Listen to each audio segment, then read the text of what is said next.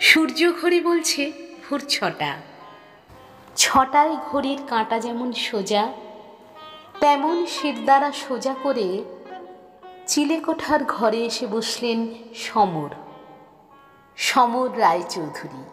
70 পেরিয়ে যাওয়া মানুষটা সাদা ধুতি পাঞ্জাবি, একরাশ কাশফুলের মতো চুল নিয়ে আজও রঙিন। টেবিলের ওপারে বসে অরণ্য। হাতেখড়ি থেকে আজ ক্লাস 9 পর্যন্ত সপ্তাহে 5 দিন সকালে সমর এই বাড়িতে। তমাল পেশায় উকিল, বেশ নামডাক। তারও পড়াশোনা মাস্টারমশাইয়েরই কাছে। সব বিষয়ে মাস্টারমশাই একাই সামলে দেন। রোদ্দুরের সাথে সূর্যের যা সম্পর্ক, মাস্টারমশাইয়ের সাথে তার ছাত্রেরও তাই। হাতের লেখা থেকে ব্যাকরণ কৌমুদি, টেন্স, জিওমেট্রি এক্সট্রা, নিউটনের 3rd ল, এমনকি ফটোসিনথেসিস থেকে পানিপথের যুদ্ধ, মৌসুমি বায়ু, সবটাই সমর অরণ্যকে পড়ান। অরণ্য বড় হচ্ছে, আর কেন যেন বিশেষভাবে তার বৃত্ত বাংলাকে ঘিরে। মাস্টারমশাই তার ঝোলা থেকে যত বই বার করে দিয়ে বলতেন, অরণ্য পড়ো পড়ো। বাংলা সাহিত্যে অমৃত ভাণ্ডারের শেষ নেই। সেই ছেলে অমৃত পান করে চলেছে মন প্রাণ দিয়ে। কবে যে নিজে থেকে লিখে চলেন কবিতার পাণ্ডুলিপি, এই বয়সে বাংলা সাহিত্যের ইতিহাস পড়ে ফেলেছে। চর্যাপদ, শ্রীকৃষ্ণ কীর্তন। সময় যাচ্ছে আর অরণ্য শ্রাবণের মুখ দেখছে। 9ম শ্রেণীর রেজাল্ট বের হলো। বাংলা বিষয়ের নাম্বারটাই একমাত্র জলজল করছে, আর বাকিগুলো। তমাল খুব চিন্তিত হয়ে পড়লেন। একমাত্র ছেলের ভবিষ্যৎ, ডাক্তার, ইঞ্জিনিয়ার, কমপক্ষে ব্যারিস্টার হতেও তো ওই বিষয়ের কোনো প্রয়োজন নেই।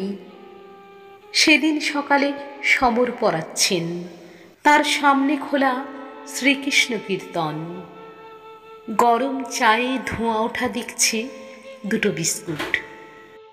তমাল এসে অরণ্যকে বার করে সমরকে বললেন, কিছু মনে করবেন না স্যার, আমি ছেলেকে কবি করব না।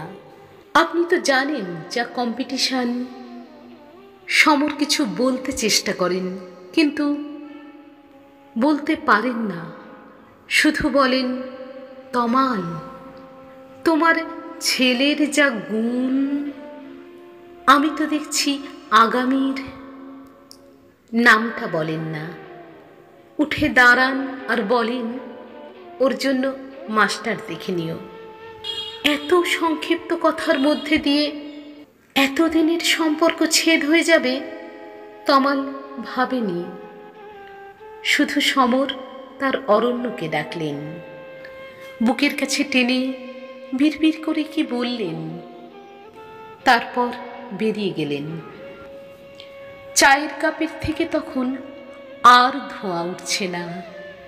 চিলেকোঠার ছাদ থেকে অরণ্য দেখছে তার সূর্য পশ্চিম আকাশে পা বাড়িয়েছে। সমর হাঁটছেন আর দেখছেন আকাশের মুখ ভার। কোথা থেকে মেঘের দল আড্ডা মারতে বসেছেন ওই বারান্দায়। বৃষ্টি আনার মতো এদের মুখ গভীর নয়। 2-1টা মেঘ বালিকাকে টিপ্পনি কেটেই দৌড় লাগাবে। সমর দর দর করে ঘামছেন।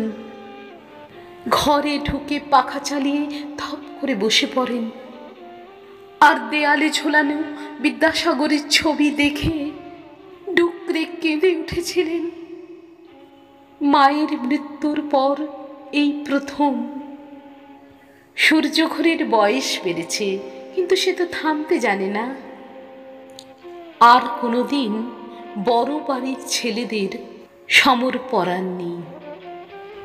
পেনশনের কটা টাকা আর সামনের বঙ্কিমপল্লীর উদ্বাস্তু কলোনির কটা বাচ্চাকে নিয়ে তার সংসার। ওদের মা বাবা কোনোদিনও এসে বলেন না, মাস্টার মশাই আমার ছেলে অমুক হবে তমুক। মাঝে দু একবার অরণ্য আর তমালের সাথে যে দেখা হয়নি তা নয়, তারপর অনেক বছর শীত পেরিয়ে গেলেও বসন্ত আসেনি। সেদিনের আকাশে শ্রাবণের মেঘ, খুব বৃষ্টি পড়ছে, পায়ের তলায় জল থই থই। বৃষ্টি পড়লেই ঘর থেকে বাইরে সমরের পা। বৃষ্টির দিন বের হলেই সমর দেখে রাস্তার পাশের বাড়ি থেকে কোনো ছেলে মেয়ে কাগজের নৌকো ভাসাচ্ছে কিনা। এই সময় কে যেন পিছন থেকে ডাকলো, স্যার। সমর ঘুরে তাকালেন, দেখলেন জল পেরিয়ে কজন ছেলে হন্তদন্ত হয়ে আসছে। একজন বলছে অরণ্যর বাড়িতে যাচ্ছেন। সমর কি উত্তর দেবে ভাবতে ভাবতেই আর একজন বলল, আজ দুপুরে গলায় দড়ি দিয়ে। বাকি কথাটা সমরের কানে আসেনি। একটা বড় গাড়ি সমরকে জল ছিটিয়ে চলে যায়। সেই চিলেকোঠার ঘর, দেয়াল জুড়ে আলমারিতে চাঁদের পাহাড়, আমাটির ভেপু, উপেন্দ্র কিশোর রাজকাহিনী, বুক ভরা কান্না। তমাল হু হু করে কেঁদে উঠল। তমাল বলল, ও আপনাকে একটা চিঠি লিখে গেছে। সমরের মুঠোয় ধরা তার অরণ্যের শেষ চিঠি। ঘর ভর্তি মানুষ, পুলিশ, সাদা চাদরে ঢাকা শুয়ে আছে অরণ্য। সমর কি করবে?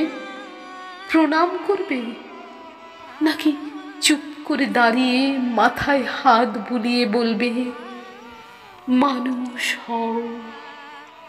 সমর বিড়বিড় করে বলছে, আমার কি সেটা মনে আসছে না। দেখছে চিলেকোঠার ঘরে ভিজে বাতাসে ক্যালেন্ডারের একটা দিন, 29শে জুলাই, বিদ্যাসাগরের মৃত্যুদিন।